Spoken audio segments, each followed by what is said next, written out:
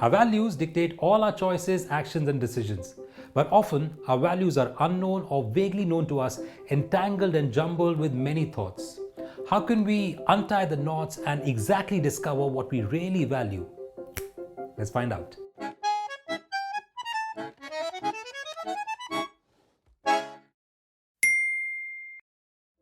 Step 1. Observation and awareness. To understand anything, to determine the cause and effect of anything, to solve any puzzle, first step is to simply start from observation. Observation of the current state. So this should be the starting point of discovering what we really value as well. But the point is, what should we really observe? We must start by observing our choices and judgments. Our values dictate all our choices, decisions, and judgments. Every object, person, activity, or event carries a value judgment.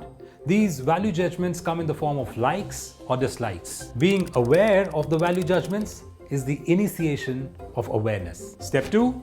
Introspection. This is really important, so I want you to stick with me. Introspection is the process of looking inward, of catching our mental actions, of thinking, of feeling, judging, imagining, reminiscing, and then understanding the reasons and the basis of these actions. Introspection is the process of identifying the nature and causes of our emotions. Without really undertaking the process of introspection, we will have to take our inner states for granted and let our emotions determine our actions. This means that we would be taking actions without really understanding the context, the reality, the causes, the motives, and the consequences and goals of our actions. Introspection has two guiding questions. What do I feel and why do I feel it? You need to ask a series of why about your judgments at each level to reach the essence.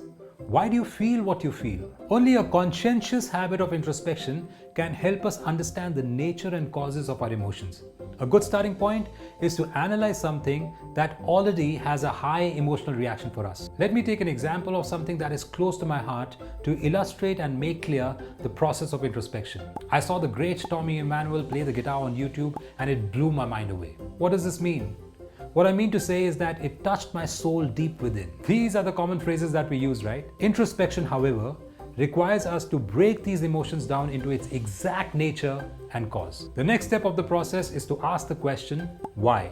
Once you get the answer, then again ask why to go one level deeper and follow this process till you can't dig any further. This is what I found while introspecting. But before I share that, let me clarify that I had no clue who Tommy Emmanuel was. It was a random video that came in my YouTube feed and I had no preconceived judgments. The simple question that I asked was, why did it impact me the way it did? Introspection is not a straightforward process as it seems. It has taken me years to reach the essence and this level of analysis. You might be better off and you might just take a few days. So this is how the internal dialogue during introspection looks like.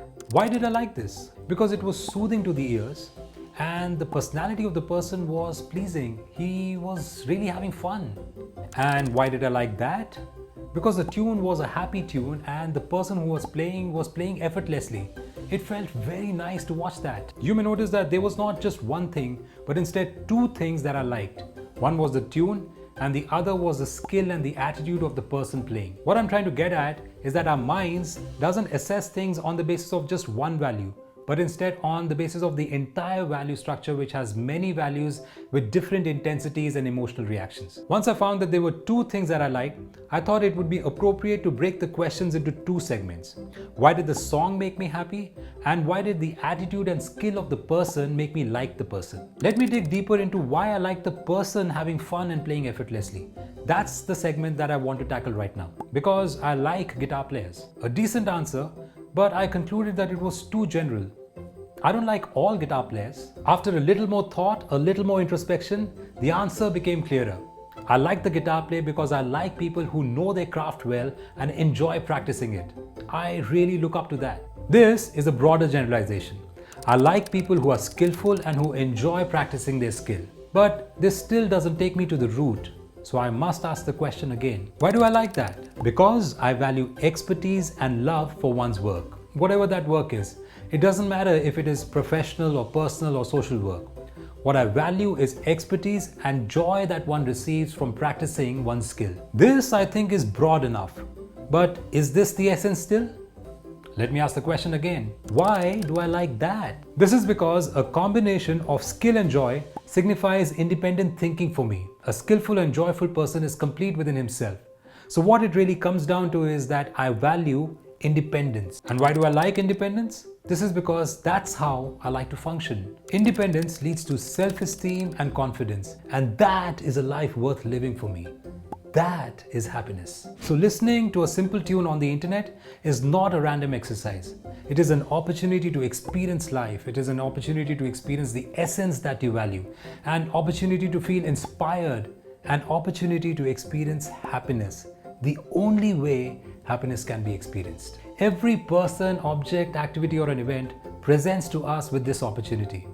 But to really understand its importance, to understand its meaning, to experience its significance by your own self requires awareness of who you are and what you really value. I urge you to pick up examples from your life and break them down and introspect and get to know your values. But the process is not over yet.